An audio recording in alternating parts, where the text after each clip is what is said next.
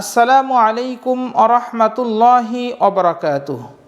সম্মানিত দিনী ভাই ও বোনেরা, এখন আমরা আলোচনা করব গোসল ফরজ অবস্থায় নারী ও পুরুষের জন্য যে 5টি কাজ নিষিদ্ধ সে সম্পর্কে। গোসল ফরজ হয় সাধারণত যেসব কারণে: সহবাস করলে, স্বপ্নদোষ হলে, ইচ্ছাকৃত বীর্যপাত ও নারীদের হায়েজ ও নেফাস হলে সাধারণত গোসল ফরজ হয়। এসব কারণে কারো শরীর যদি অপবিত্র হয়, যত দ্রুত পারা যায় গোসলের মাধ্যমে তার পবিত্রতা অর্জন করে নেওয়া উচিত। কারণ মহান রাব্বুল আলামিন পবিত্র ও পরিচ্ছন্ন মানুষদেরকে ভালোবাসেন। কোরআনে বলা হচ্ছে, সেখানে এমন লোক আছে যারা উত্তম রূপে পবিত্রতা অর্জন করতে ভালোবাসে, আর আল্লাহ পবিত্রতা অর্জনকারীদেরকে ভালোবাসেন। সূরা তাওবা 108 নং আয়াত। গোসল ফরজ অবস্থায় নারী পুরুষ উভয়ের জন্য 5টি কাজ নিষিদ্ধ। এছাড়া অন্য সব কাজ স্বাভাবিকভাবে করা যাবে। চলুন জেনে নিই নিষিদ্ধ কাজ কি কি। 1 নাম্বার, নামাজ আদায় করা। মহান আল্লাহ তাআলা সূরা নিসার 43 নং আয়াতের মধ্যে ইরশাদ করেছেন, ইয়া আইয়ুহাল্লাযীনা আমানু লা তাকরাবুস সালাতা ওয়া আনতুম সুকারা হাত্তা তা'লামু মা তাকুলুনা ওয়ালা জুনুবান ইল্লা আবিরি সাবিলিন হাত্তা তাগতাসিলু।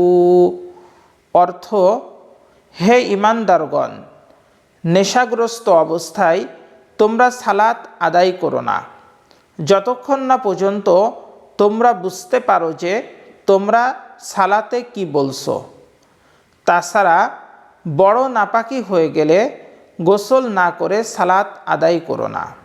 সূরা নিসা 43 নং আয়াত।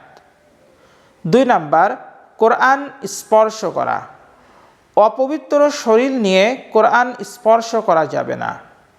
পবিত্র কোরআনুল কারিমে সূরা ওয়াকিয়ার 79 নং আয়াতে মহান রাব্বুল আলামিন বলছেন, লা ইয়ামাসসুহু ইল্লাল মুতাহহারুন।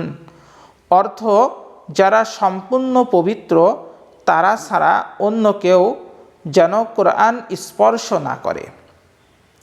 হযরত আব্দুল্লাহ ইবনে ওমর রাদিয়াল্লাহু তাআলা আনহু থেকে বর্ণিত, তিনি বলেন, পবিত্র না হয়ে কোরআনুল কারীম স্পর্শ করবে না।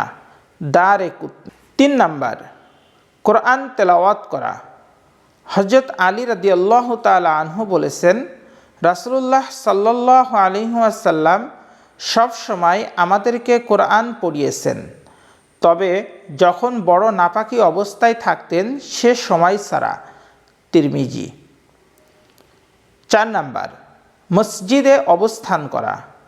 হযরত আয়েশা রাদিয়াল্লাহু তাআলা আনহা থেকে বর্ণিত, রাসূলুল্লাহ সাল্লাল্লাহু আলাইহি ওয়াসাল্লাম বলেছেন, হায়েজ হয়েছে এমন নারী ও গোসল ফরজ এমন অপবিত্র ব্যক্তির জন্য মসজিদে যাওয়া আমি বৈধ মনে করি না। সুনানে আবু দাউদ। নাম্বার 5, কাবা ঘর তাওয়াফ করা। রাসূলুল্লাহ সাল্লাল্লাহু আলাইহি ওয়াসাল্লাম বলেছেন, আল্লাহর ঘর কাবায় তাওয়াফ করা নামাজ আদায় করার সমান। তাই গোসল ফরজ অবস্থায় তাওয়াফ করা যাবে না। নাসাই। সম্মানিত দর্শকবৃন্দ, আমাদের কারো যদি এই রকম অপবিত্র অবস্থা চলে আসে, আমরা এই 5টি কাজ অপবিত্র অবস্থাতে করব না ইনশাআল্লাহ। তবে কোনো ওলামারা মতামত দিয়েছেন, অপবিত্র অবস্থায় যদি মুখস্থ কোরআন তেলাওয়াত করা যাবে বা দোয়া দরুদ মুখস্থ যদি থাকে সেগুলা পড়া যাবে।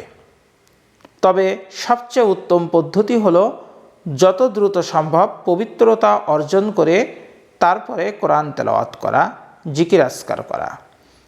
মহান আল্লাহ তাআলা আমাদেরকে এই মাসআলাগুলা বাস্তব জীবনে আমলের তৌফিক দান করুন। আপনাদের দীর্ঘায়ু ও মঙ্গল কামনা করে আজকের আলোচনা এখানেই শেষ করছি। আল্লাহ হাফেজ। আসসালামু আলাইকুম ওয়া রাহমাতুল্লাহি ওয়া বারাকাতুহু।